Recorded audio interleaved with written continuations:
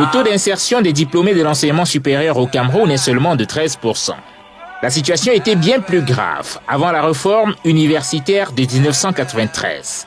Cette réforme, au-delà d'éclater la seule université d'alors en 6 autres, jeta les bases de la professionnalisation des enseignements. Une option que le centre universitaire de Douala avait déjà prise et que l'université qui sortira de ses cendres va consolider.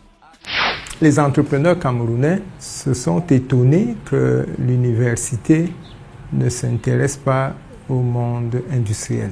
Nous avons donc bien accueilli ce qui se passait à l'université de Douala, qui se spécialisait dans les filières liées à la gestion et à l'industrie. Ces derniers temps, il y a comme une prolifération d'un certain nombre d'entités dites universités dont personne ne peut contrôler la qualité. C'est bien dans les établissements d'enseignement supérieur privés que la professionnalisation prend son envol et parfois à l'emporte-pièce.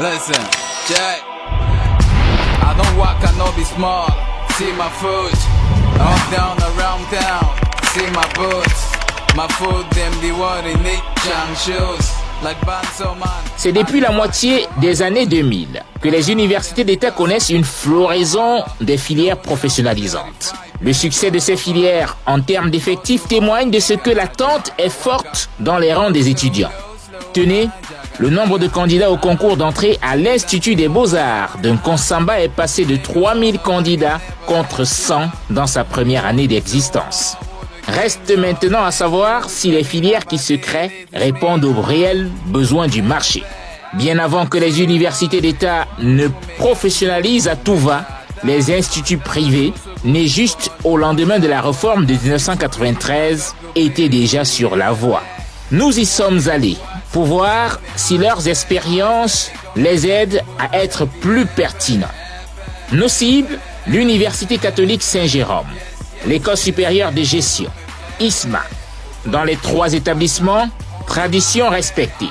Les promoteurs ont créé de nouvelles filières ou upgradé des anciennes à l'occasion de la rentrée académique en cours.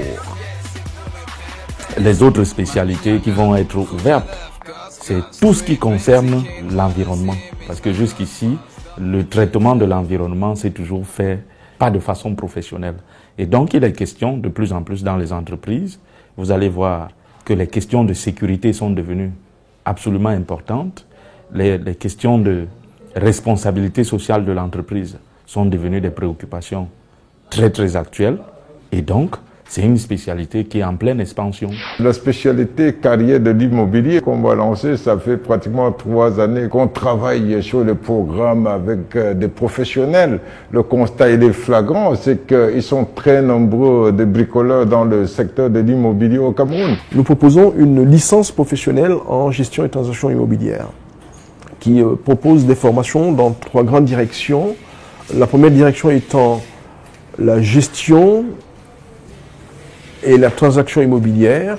Le second axe de formation a trait à ce qu'on appelle la gestion immobilière.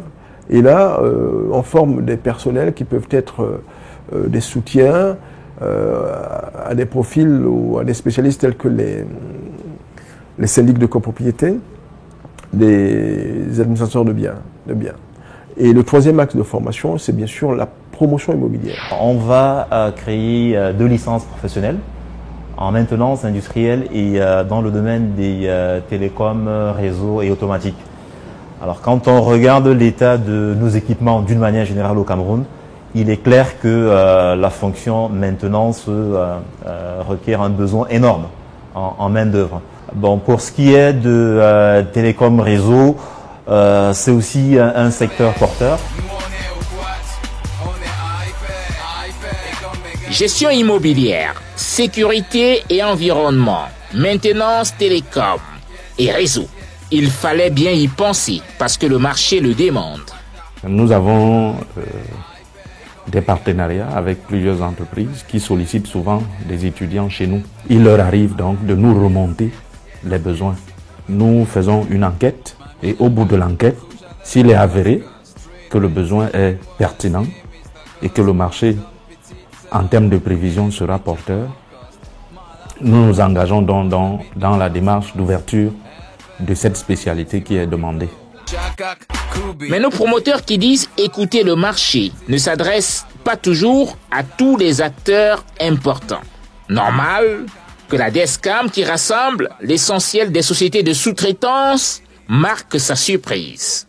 Nous avons été approchés par l'ISTDI, nous avons été approchés par l'université de Douala dans sa branche IUT, mais les autres n'ont pas de préoccupation de qualité de produit parce que la qualité du produit se définit à partir d'une norme. Et à partir du moment où l'État n'a pas clairement défini cette norme, les promoteurs en font à leur tête. Le déficit de consultation et de concertation entraîne une faible maîtrise des attentes des entreprises et par conséquent une orientation pas toujours pertinente des programmes. Bien plus, la question du déficit d'infrastructures est une réalité qui plombe la qualité de la formation professionnelle. Les promoteurs accusent l'absence de moyens financiers tout en se défendant de faire appel à des enseignants de qualité, même à l'étranger. Ou alors d'avoir la couverture des universités d'État qui assurent leur tutelle. L'État ne subventionne pas les IPES. On a la chance d'avoir quelques banques qui ont compris et qui suivent. Donc, nous arrivons à jongler entre les coûts de scolarité des étudiants et les accords que nous avons avec les banques. Tout compte fait, les nouvelles filières sont loin de combler la demande. Les exigences des projets structurants en matière de qualité des ressources humaines ne peuvent pas, en l'état actuel, être satisfaites par notre niveau de formation. Un pays comme le nôtre a besoin de techniciens. Je prends un exemple simple. Aucune des offres qui sont faites ne concerne par exemple la plongée sous-marine, ne concerne par exemple la soudure sous-marine. Parce qu'il faut, pour ce genre de formation, des équipements et des formateurs d'un certain gabarit et d'une certaine qualité.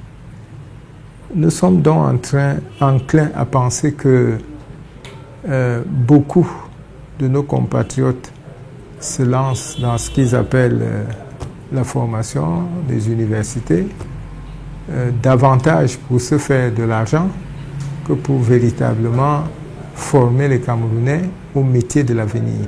On essaye d'adapter la formation à la production, parce que nous avons un sol suffisamment riche, en plus à la transformation, ce qui se fait déjà très bien par le ministère concerné, et ensuite par les outils de vente, de mise en avant qui est dans le fait. Donc, pour les écoles et les universités, il est temps qu'aujourd'hui, qu'on intègre des formations courtes, des BTS pour les PME, qui permettent à l'étudiant sortant fraîchement du secondaire de s'approprier des outils où il peut être directement opérationnel.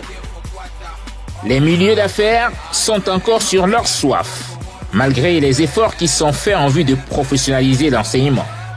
L'État le sait, puisqu'il ambitionne d'accroître à 27% le nombre d'étudiants dans les filières technologiques à l'horizon 2035. Aujourd'hui, plus de 80% d'étudiants sont dans des filières d'ordre général au Cameroun.